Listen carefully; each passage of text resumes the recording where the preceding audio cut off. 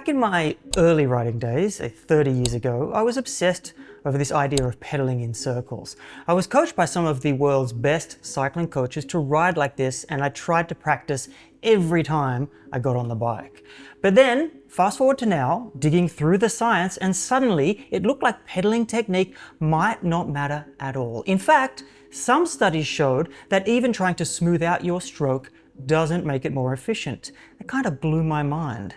But after coaching hundreds of cyclists, digging through race data, and watching riders crack under pressure, I realized something. Pedaling technique does matter, just not in the way that we've been told.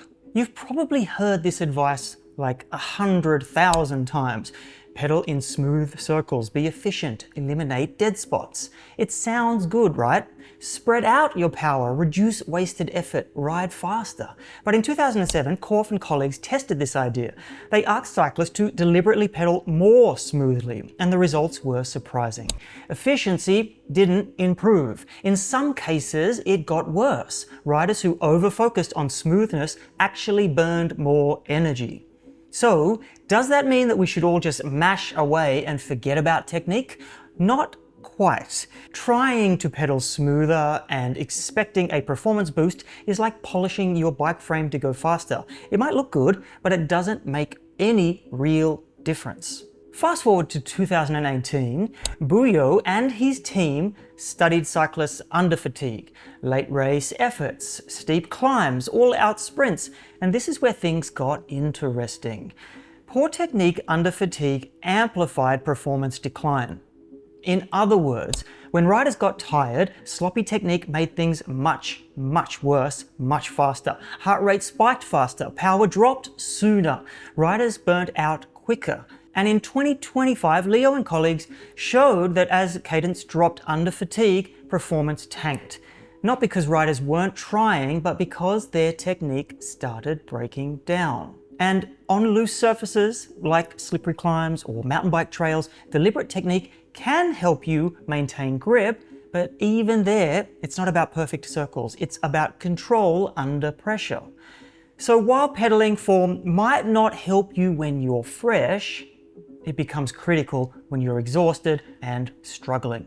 Here's something that most people miss. In the real world, cadence matters more than perfect technique. As early as 1997, Marsh and Martin showed that cadence isn't just a number. It determines which muscle fibers are doing the work. Lower cadences, they force your body to recruit faster fatiguing fibers, which is fine in short bursts, but underload, that's what breaks technique down. This and more recent work on durability and neuromuscular fatigue shows this consistently. Cadence breaks down before heart rate or power, and once cadence gets jumpy, technique usually falls apart next. Most riders don't even notice their stroke getting messy, but they do feel when cadence starts drifting or surging unpredictably. That's why I always tell my athletes, control cadence first, and technique will naturally follow. It's measurable, it's trainable, and it's the best real-time signal we have of how well you're holding up under stress. And whether you're on clipless pedals or flat pedals, this principle holds. It's not about the pedal system, it's about how your rhythm under fatigue goes. And this is where my thinking has shifted over the years. I've done all the classic technique drills, single leg pedaling, stroke smoothing, isolated work, but the more I coached, the more obvious it became. The most useful technique that we can train is cadence control under fatigue. It's specific, it transfers, and it actually shows up when it counts. Let me show you what progress looks like using real data from one of my athletes over 2 seasons. In year 1, in their first attempt at a long fondo, they went out strong, but by hour 3, the signs of fatigue were clear. Cadence became erratic, torque effectiveness fell off, and heart rate climbed, even while power held steady. Eventually, they cracked. Year 2, same event, but this time we trained for cadence stability under load. The result?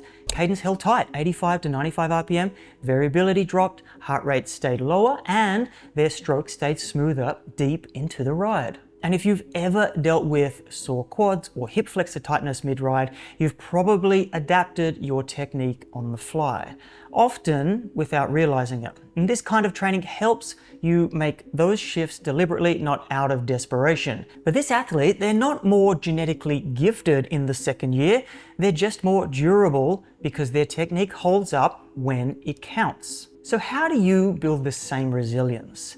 Here are two go-to strategies I use with cyclists who need to hold form under pressure. Low cadence torque intervals. Ride at 50 to 60 RPM in zone 3 or 4. This teaches your muscles to apply force more intentionally through the dead zones. You're not trying to be smooth, you're trying to be effective.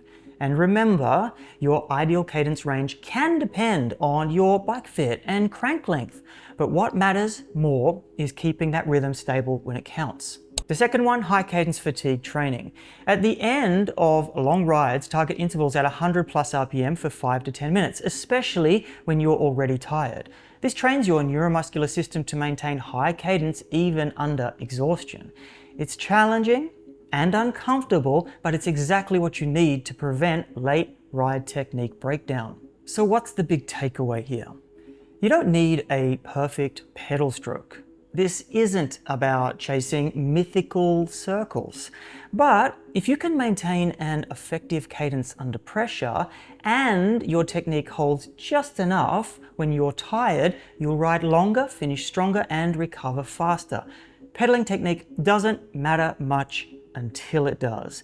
There's no single correct way to pedal, but there is a wrong time to fall apart. And that's why cadence is your early warning system. Train it like it counts. Because when the race heats up or the climb drags on, it really, really does.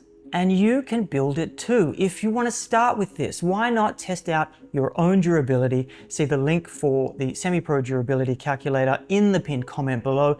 And if you want to learn more about how to ride faster for longer, check out this video here.